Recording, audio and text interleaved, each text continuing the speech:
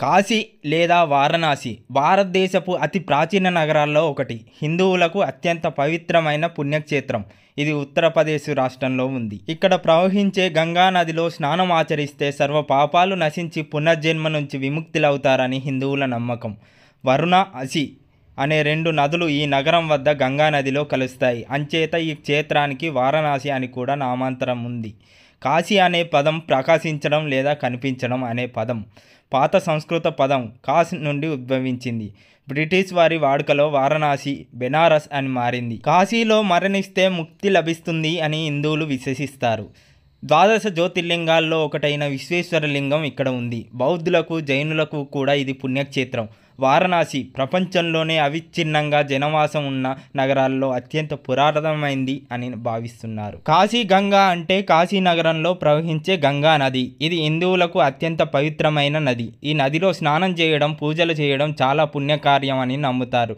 కాశీ గంగ తీరాన అనేక ఆలయాలు, పవిత్రమైన గూడారాలు ఉన్నాయి. వారణాసిలో గంగా నది ఒడ్డున సుమారు 100 ఘాట్లు ఉన్నాయి. వీటిలో చాలా వరకు ఇక్కడ మరాఠా పరిపాలన కాలంలో అభివృద్ధి చేయబడ్డాయి. కొన్ని ఘాట్లు ప్రైవేటువి, ఉదాహరణకు శివాల ఘాట్ మరియు కాళీఘాట్ కాశీ మహారాజువి. కొన్ని ఘాట్లు పురాణ గాథల్లో ముడిపడి ఉన్నాయి. పావన గంగానది తీరాన వరుణ్ ఘాట్ నుంచి అస్సి ఘాట్ వరకు 64 ముఖ్యమైన స్నానఘాట్లు ఉన్నాయి. యాత్రికుల సౌకర్యార్థం పడవల వారు ఈ స్నానఘాట్లని చూపిస్తూ మధ్యలో కొన్ని ముఖ్యమైన చోట స్నానానికి సమయమిస్తూ తిప్పుతారు.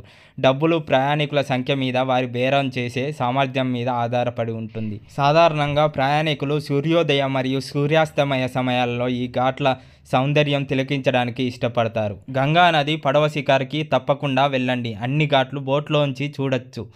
బోట్లో వెళ్ళే వాళ్ళకి తెలిసేటట్లు అన్ని ఘాట్ల పేర్లు పెద్ద పెద్ద అక్షరాలతో రాసి ఉంటాయి. పూర్వం మహావిష్ణువు తన చక్రంతో ఒక సరస్సు తవ్వి దాని ఒడ్డున మహాశివుని కోసం తపస్సు చేశాడు.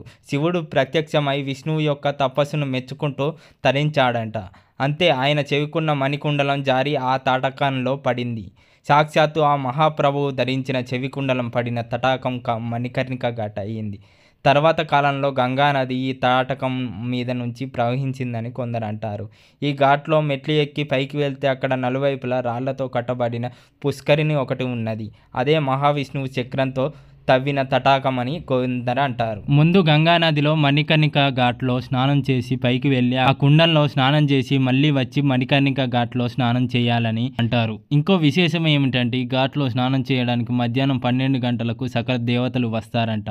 అందుకని ఆ సమయంలో ఇక్కడ స్నానం చేయడం చాలా మంచిది అని చెప్తారు.